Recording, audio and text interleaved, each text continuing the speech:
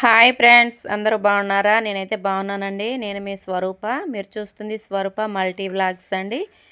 అమ్మో, ఎండలైతే మార్చి లాస్ట్లోనే అసలు ఎంత మండిపోతున్నాయో. ఇంకా ఏప్రిల్ మే నెలలు 2 నెలలు ఉన్నాయి. జూన్ కూడా ఎండలే కొడతాయండి. చాలా చాలా భయంగా ఉంది అసలు.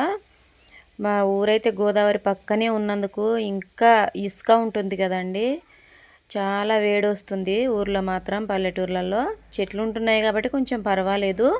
చెట్లు నీడకుంటున్నాం కానీ చాలా ఇబ్బందిగా ఉంటుందండి. మండిపోతున్నాయి ఎండలు. ఈరోజు వీడియో ఏంటంటే పండు మిరపకాయ పచ్చడి పెట్టబోతున్నాను. ఆ మిరపకాయలు అయితే మన చేనులోనియే. మేము వ్యవసాయం చేస్తాం కాబట్టి మిర్చి వేస్తాము.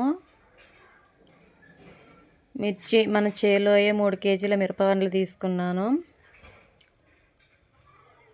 చూడండి, రాములకాయల చెట్టు కూడా ఇంకా ఫ్రెష్గానే ఉంది, పచ్చగా. ముందు ఒక వీడియో కూడా పెట్టాను కదండి, అదే రాములకాయ పచ్చడి వీడియో. చాలా బాగుంది అది. పండు మిరపకాయలు 3 కేజీలు తీసుకున్నాను. కడిగి ఆరబెట్టుకున్నాను కాటన్ క్లాత్లో. అది కూడా నీడలోనే ఆరబెట్టుకోవాలి, శుభ్రంగా కడిగి. అవన్నీ తొడిమెలు తీసుకొని ఒక గిన్నెలోకి కూడా తీసుకున్నాను. మనకి గ్రైండర్ లేదు కాబట్టి మిక్సీలోనే వేసాను. చాలా అంటే చాలా టైం పట్టింది.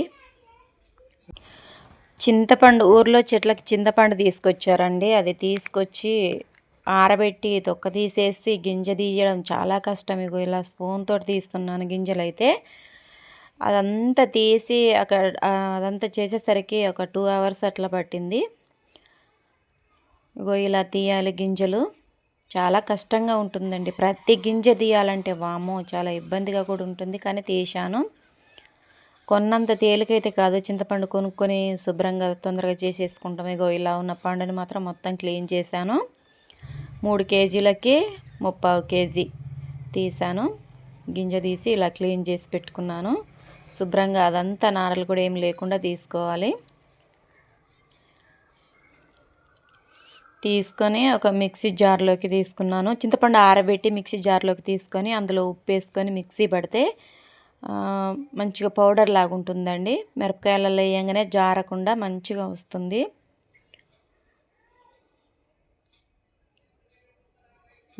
పండ్లలో వేస్తే జారిపోతుంది. అట్లా మిక్సీ పట్టుకుంటే ఇలా పొడిలాగా అవుతుంది. చూడండి, కొబ్బరి పొడిలాగా సన్నగా. ఇది చింతపండు పొడి, ఉప్పు చింతపండు పొడి కలిపి చేశాను. చింతపండు ఇసుక చేస్తే ఇలా అవుతుంది పొడి.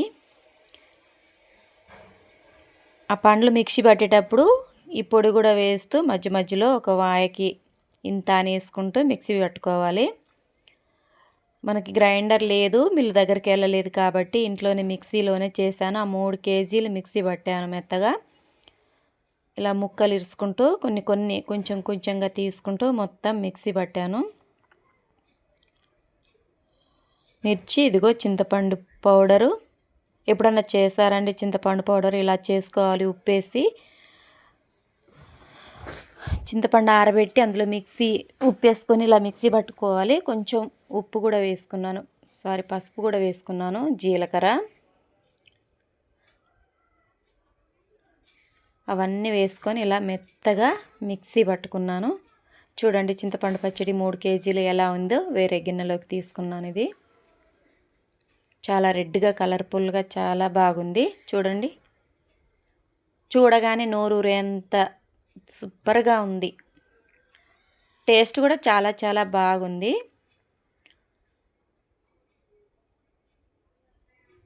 ఎక్కడో కొనుక్కోవడం కంటే చూడండి, మన ఇంట్లో మన చేతులతో మనం చేసుకున్న పచ్చడి చాలా అంటే చాలా బాగుంటుందండి. మీరు కూడా ఒకసారి ట్రై చేయండి. ఇగో ఇదైతే 3వ రోజు అండి.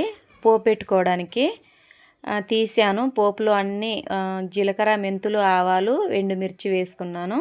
వేసుకొని పూర్తిగా ఆయిల్ మొత్తం ఆరిపోయిన తర్వాత వేరుశనగ నూనె తీసుకున్నాను. ఆరిపోయిన తర్వాత ఒక గిన్నెలో ఆ పచ్చడి వేసి నూనె కూడా పోసాను. పోసి శుభ్రంగా కలుపుకోవాలండి. మంచిగా ఎక్కడ ఉండలు లేకుండా ఆ నూనె మొత్తం పచ్చడిలో కలిసేటట్టుగా, ఎక్కడ కూడా పచ్చి పచ్చిగా లేకుండా ఆయిల్ పట్టేటట్టుగా పచ్చడికి మొత్తం ఇలా కలుపుకోవాలి. కలుపుతుంటే చాలా సూపర్గా వాసన వస్తుంది, కమ్మగా.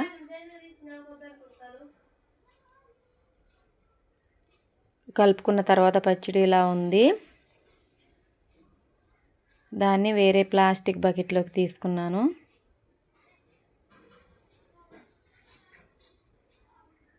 చూడండి ఎంత బాగుందో, కలర్ఫుల్గా, టేస్ట్గాను. వీడియో నచ్చితే లైక్ చేయండి, షేర్ చేయండి, కామెంట్ చేయండి. సబ్స్క్రైబ్ చేసుకోవడం మాత్రం అస్సలు మర్చిపోకండి. ఎవరు కూడా సబ్స్క్రైబ్ చేసుకోవట్లేదు, కామెంట్ కూడా చేయట్లేదు. బాయ్.